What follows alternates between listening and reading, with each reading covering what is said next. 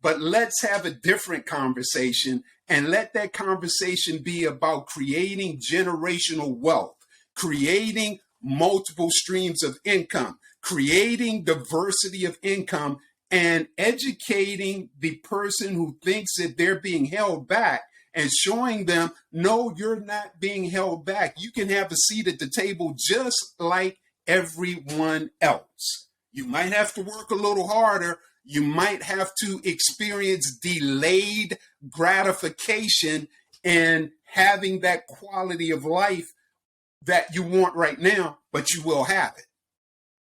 And that's the conversation that we need to steer, and we need to direct a large portion of the United States of America into, especially the 1% of the nation that's wearing the uniform.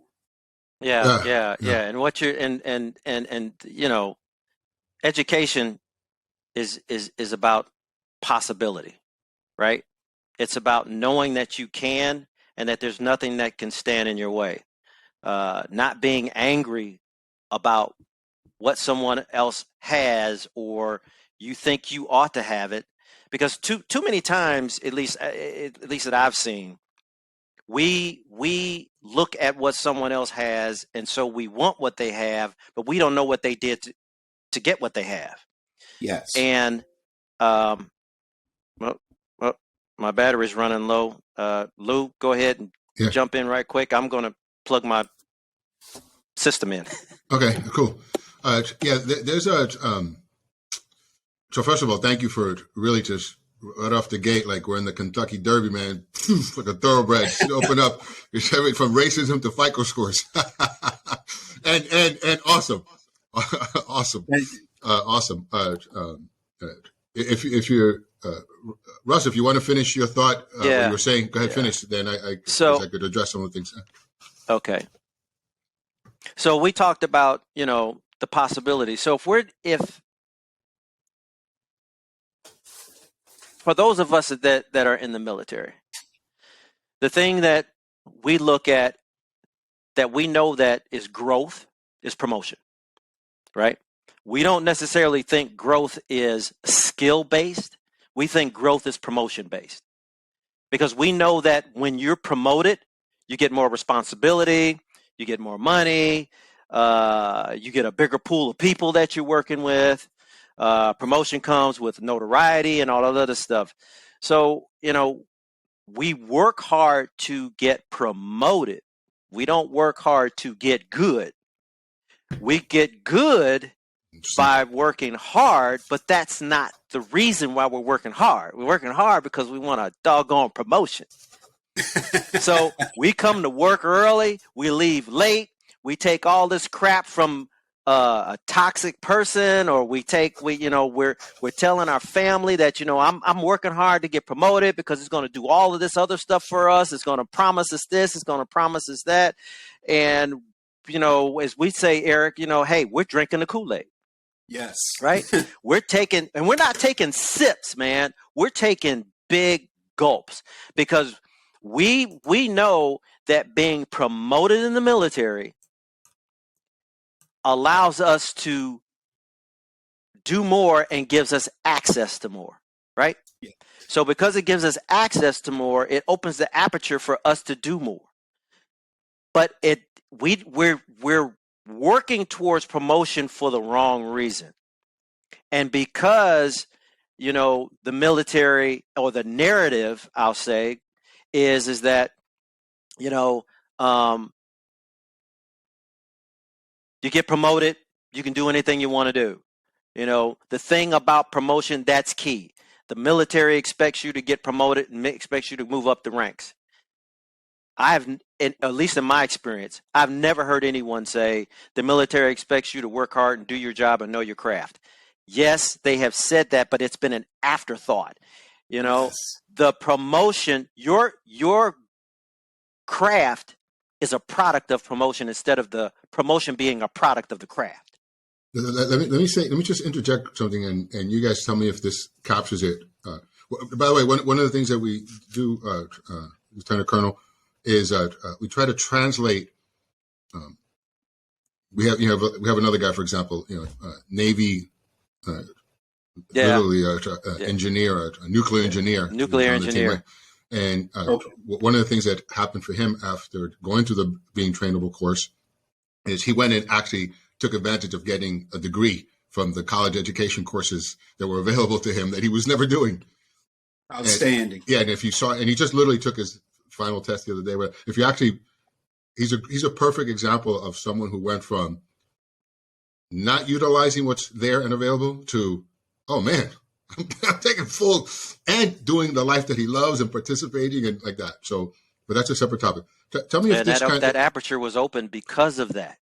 Yeah.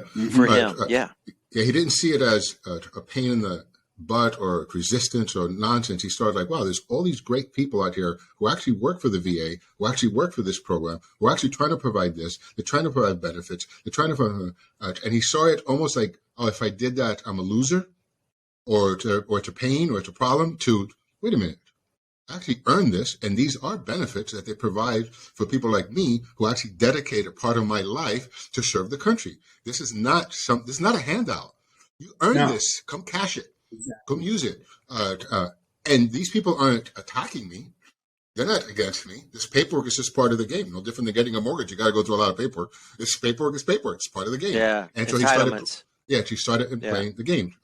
But tell me if this captures it, because here's what I hear. I hear that. So when you're in the military, it's possible that for some people there's a context of you get promoted for being a yes man, not for being the best man. There are definitely instances where, and scenarios and environments where it can. I started to say it can. Look, forget that. It can be where one is the teacher's pet, and you're promoted more on who you know than what you know, and the most qualified and the most deserving is not always promoted. And unfortunately, that's part of the game. And for someone not having worn the uniform, I could say, yes, that's easy to say. But having worn the uniform for 40 years, do not let that detour you. Because I walked in those shoes. I walked in those boots. I saw folks that I knew and those around me knew were not deserving, shouldn't have got promoted, but it was because of who they knew, and that's why they were promoted, not necessarily of what they knew. And sometimes they were put in a position where it showed. It was glaringly obvious that they did not have the goods. Sure. Well, you could see that as a civilian. You could see that just blatantly in the world of governments when administrations and when who's given an ambassadorship, let's say, or a position where they're responsible for lives, literally, or the head of XYZ, and you're like, wait a minute, this person has like little limited experience. They know nothing about in the trenches. They don't know the nuances. Now, there's pluses and minuses to that, because sometimes somebody comes in who hasn't the experience and they're able to pop it to a whole other level from a clear space, and that does happen too. I'm also hearing it's actually not a bad thing in the sense that that's how corporate world is. That's how family businesses are. That's how it's out there, and you could only have so. It's okay. You could only have so many promotions. If you have 1,000 employees or 1,000 military people, you could only have so many promotions. So no matter what, there's going to be more people not getting it than there are people getting it. The question is, are the most qualified people getting it? And obviously, I mean, we're saying it here. No. Well, you're going to have an argument about that one. Okay. No, yeah. And you're right. You're right. There's that perception of whether or not, and that's the problem. And it is a perception. Yeah. And the other thing is that, the promotion system is rarely understood. Okay. Well, that's key. I mean, you have to understand the game you're playing, right? So right. if somebody wants a promotion, but they're not listening to people like yourselves, for example, who've been through the promotion game and understand it and the structure. Right. It's just, I'm going to go back to being trainable.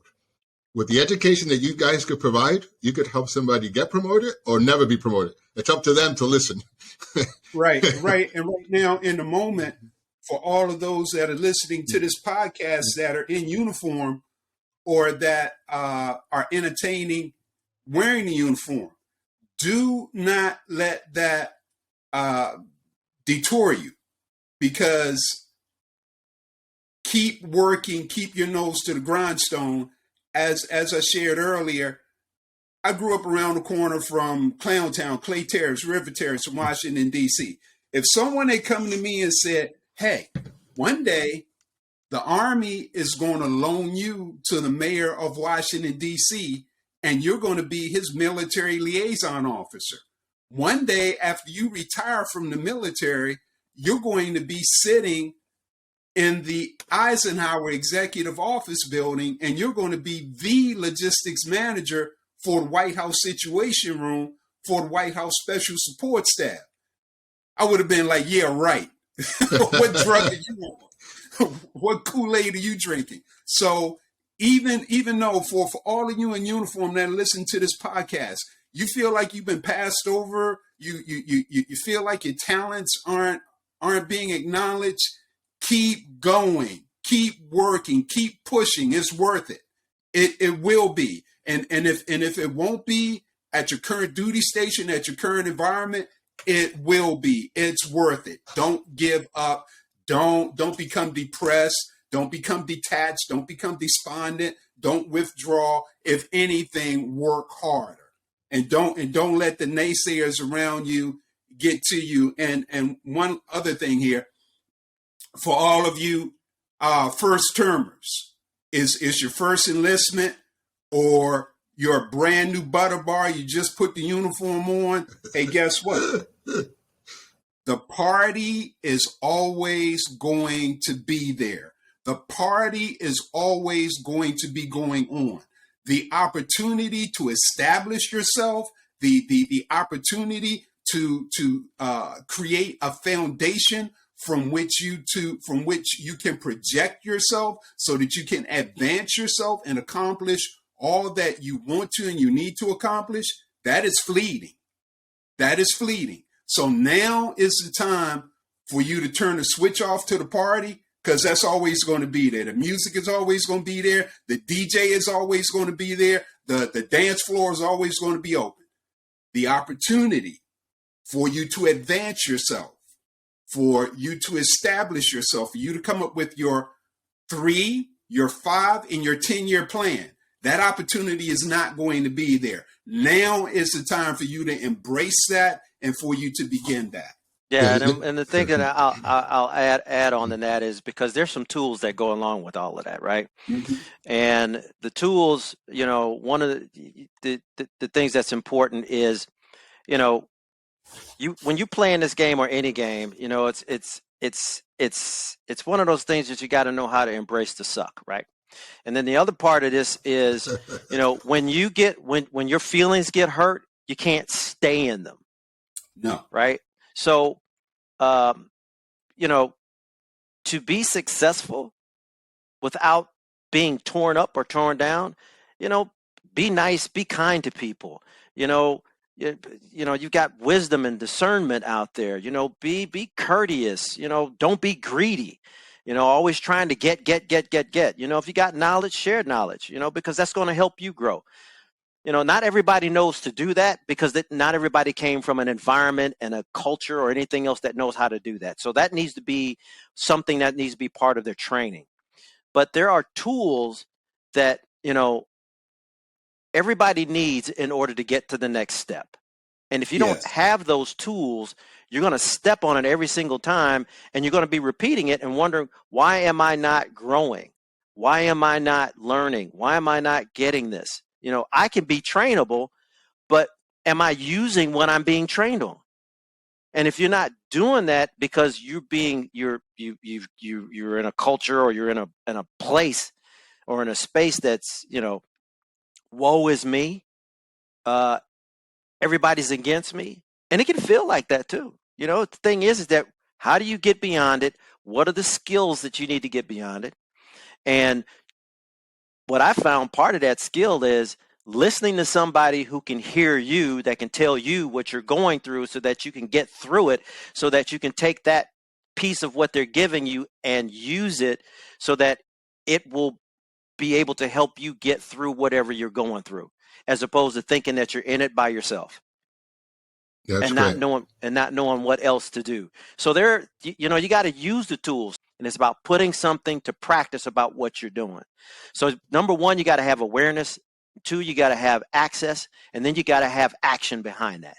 And if you don't have that, you can sit there and wonder all day long. I've been in uniform for 12 years and I'm still a specialist, or I'm still a sergeant, or I'm still a captain.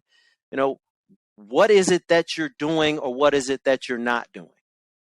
Yeah. And if everything becomes them and they and not you, then, quite frankly, just like Lou has been saying all the time, you're not being trainable. Yeah. Yes. There's for again audiences and our conversation, somebody could hear this and say, "Wow, this is like one big spaghetti of topics all over the place," right? Yeah. Like somebody could actually hear this and say that. What I'm going to assert is that you have to learn how to unravel the spaghetti, to put the conversations in their lane, and then go back to yourself, what's working, what's not working, and empower yourself. A couple of quick things I want to kind of benchmark from what's been said. One is these potential walls that people come up against when they're trying to get promoted or move forward or whatever it is in life, particularly in the military. But it's the same thing if you worked at corporate America. Right. Yes. Only perhaps lives aren't at stake. So, same thing if you're working at the local grocery store and you wanted to move up. No different than you're in your high school and you start off as a freshman, you want to get to be a senior, success, whatever. Right. At the end of the day, you have to be willing to ultimately go back to the only thing you really have a say about, and that's you. Yeah. Like myself. Yes. What's working, what's not working. I like to use what's working and not working. Learned that down the line from a place called Landmark. They've said it that way. Valenti Smith and Associates is actually where I ultimately really got it from. The coaching firm, consulting firm I worked with. Because if we take away from what's right and wrong, that has it's useful because some things look that's just wrong, and some Right. things are just like that's right, but that's wrong. I know life goes on, but that's wrong. But when you start maybe couching it or saying it a different way, like a combination lock, what's working and not working, you could actually start to move towards what's working and stop doing what's not working. Right. A major first step, no matter how you dice it or slice it, no matter what the topic is, no matter who, what, where the circumstances is, you have to be able to stay in the conversation. Because if you can't have the conversation, I mean, that's it. The next thing is violence or you screaming or yelling or stuck or anger or upset for 20 years, upset about, you didn't get a cookie when you were in 5th grade. You forgot that that's what you were angry about. And then, 20 years later, you're angry at the guy at Starbucks because he told you to put on a mask. I'm just kind of like making up stuff. That's relative. Yeah, right. So yeah, right. So there's a I think Russ said self-awareness, self-empowerment, and also I want to be clear from my view of the world. It's actually awesome. I mean, I am so grateful for people whose life choice is, look, man, my dad, I love fixing cars. That's it. I'm not going to be the president of a car company. I'm not interested. Right. Yes. I love doing this. Right. I want to have the captain win. I'm the captain's guy. You could call me a kiss ass. You could call me you could call me whatever, but it works. It works for me. That's not saying, maybe I shouldn't use the word kiss ass, though some people might call somebody that, versus somebody who's, I understand, is that meme? I understand the assignment. I understand the mission. And right now, this is where I'm at. And you know what? I'll do this for the next 20 years. I'm cool with it. Totally good. But you got to be really authentic with yourself. Because if it is good for you, then all the other issues disappear. But if you're complaining, maybe it's authentically, you're not really saying it's good for you. Like there's a dance there, right? Like if you love what you're doing, complaints disappear. Problem solving kicks in. And one of the things to bring into the mortgage business, I've worked with different people at all different stages of their development, career, learning, bio. It's like, look, man, first and foremost, you have to have a love affair with problems and fixing them. Yeah. Period. End of story. Yeah. If you don't like